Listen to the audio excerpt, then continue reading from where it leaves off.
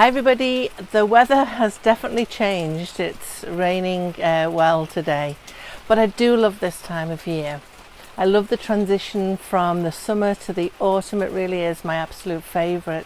Now, given the increase in questions that I get from people around this time, asking me about how to establish a magical practice, well, I think that many people feel the energy shift at this time more keenly than other times, and they're searching for ways to acknowledge it and to give it meaning. So if you're feeling the need to mark the transition of the summertime to autumn and not sure how to do it in a meaningful way, or you're looking to bring a little bit of ritual and ceremony into your life and maybe need a little bit of help to do that, then this video just might provide you the information that you need.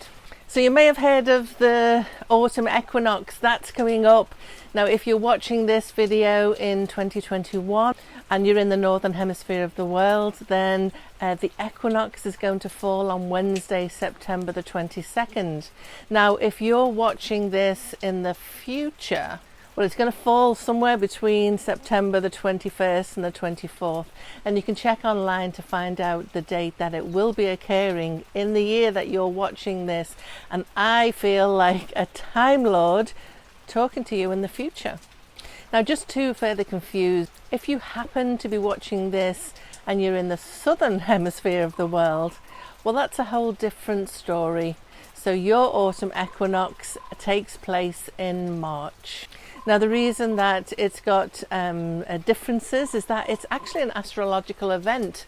It's when the sun is exactly over the equator and the balance between night and day is equal. So the date that this occurs on is different each year, and it really depends on whether you are north of the equator or you're south of it as to when that happens. So this shifting solar event probably confused our Celtic ancestors as well, because they built stone circles and mounds and monuments to pinpoint that exact time. Because there are a number of prehistoric sites like Stonehenge in England, Newgrange in Ireland. They were all used to track the position of the sun and predict the equinoxes and the solstices. And I think that's pretty cool for a group of people we consider as primitive and prehistoric. Now, we're lucky to have Professor Google to help us today. And it wasn't just Celtic tribes that marked the equinox and the solstices. There are many indigenous cultures and ancient religions that did this and still do to this day. So Machu Picchu in Peru, Chichen Itza in Mexico, even the Sphinx in Egypt, and closer to home here in Canada, the Majorville medicine wheel in Alberta all tracks these events. So why was it important for our ancestors to mark the solar and the lunar cycles is really up for speculation, because no one really truly knows. But a strong contender is to do with them being farmers and needing to maximize growing seasons, crop management, and of course harvesting. So understanding harvesting cycles and astronomical phases was really super important for them to be successful in this. And a good crop was literally survival or demise of the village. So their relationship with the earth and her cycles was inextricably linked to this. So whether or not there's also a spiritual aspect for our ancestors marking this time is hotly debated.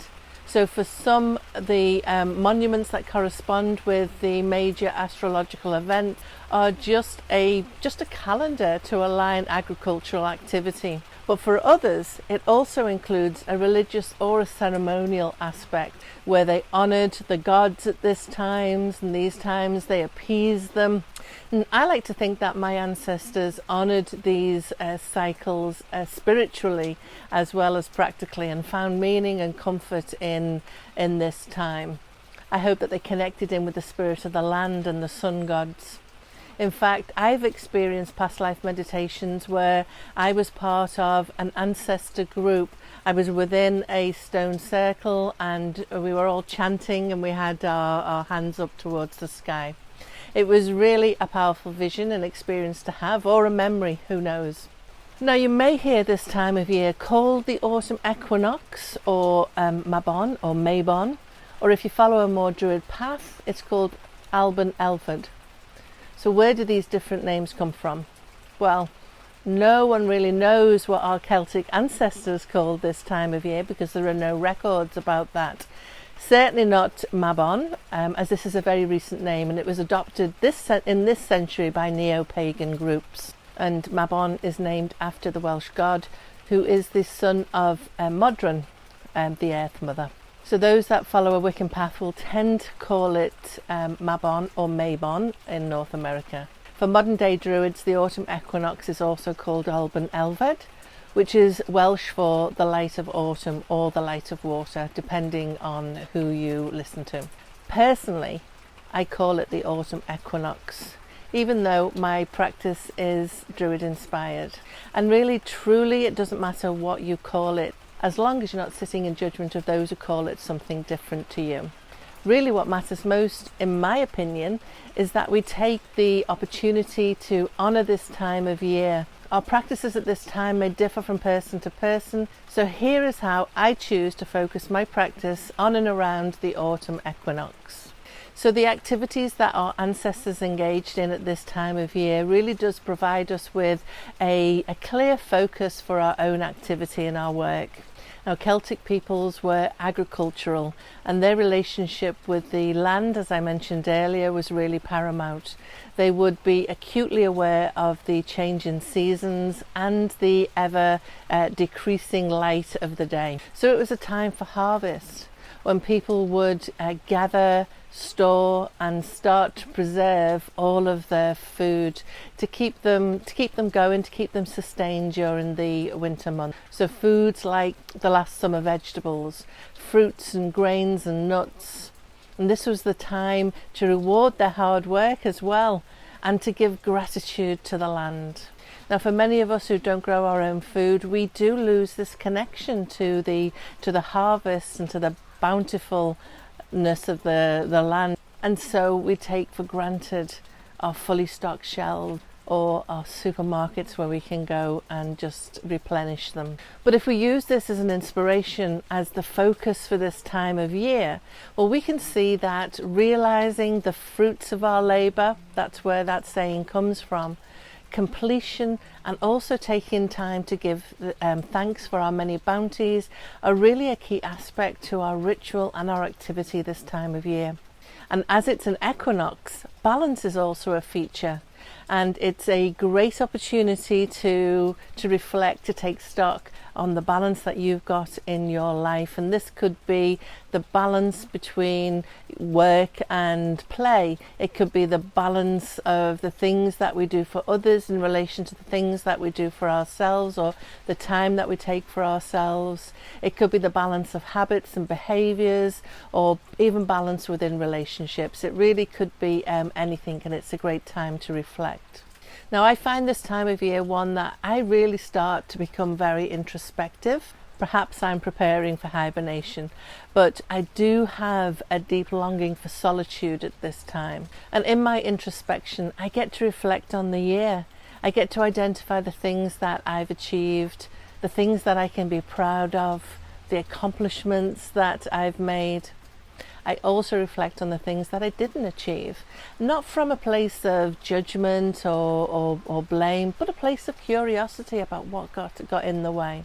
And in my reflections, I get to examine relationships and behaviors that I want to let go of. Anything that's not serving my highest good, I get to acknowledge and let go. Remember, this is a time for completion, and taking time to understand this has been a really powerful releasing experience for me. It feels like I'm clearing the slate. I'm putting down the burdens that I've been carrying. I'm letting go of the expectations that I have for myself or the expectations from others. I get to be me again. Now, I love to journal, so I would highly recommend you do this as a way to record your thoughts, maybe gather the themes that are coming through. There really is something powerful in the process of writing things down. Now, counting our blessings is a really simple ritual that we can do either by ourselves or with friends and family members. And when I say counting your blessings, I really do mean to count them.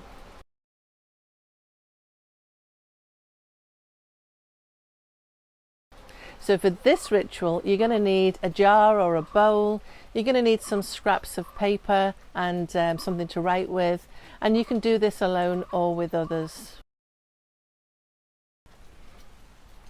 So on each piece of paper, write down something that you're grateful for, or you appreciate, or you feel blessed by. Write with intention and thought and gratitude, and don't rush the process. It's not a race.